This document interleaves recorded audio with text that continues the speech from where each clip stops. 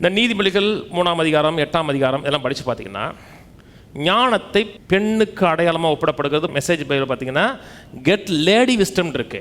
ஒரு சித்தாந்தமாக சொல்லப்படலை, ஞானத்தை ஒரு உபதேசமாக சொல்லப்படலை, ஒரு நபராக சொல்லப்படுகிறது.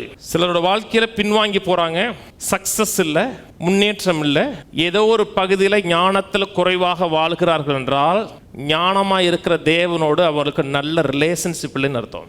சர்ச்சுக்கு வந்துட்டு போகிறத பற்றி பேசலைங்க, தொடர்ந்து நெருக்கமான தேவனோட நெருக்கமான உறவுல மிஸ் பண்ணியிருக்காங்கன்னு அர்த்தம். கிறிஸ்தவ வாழ்க்கைங்கிறது தேவனோட உறவு என்பது மெஷின் மாதிரி கிடையாது. இது ஒரு உறவு. அதனால தான் நபராக பேசுகிறாங்க. ஞானத்தில் சக்ஸஸாக இல்லை, பின்வாங்கி போகிறோம்னா தேவனோட உறவுல மிஸ் ஆகிருக்குன்னு அர்த்தம். என்னோட சுய புத்தியை சார்ந்திருக்கிற அந்த பகுதியில் தேவனை என்னை கனப்படுத்தலைன்னு அர்த்தம். எந்த அளவுக்கு அந்த உறவை கனப்படுத்துகிறோமோ மேன்மைப்படுத்துகிறோமோ அந்த அளவுக்கு நிறைவாக வாழ முடியும்.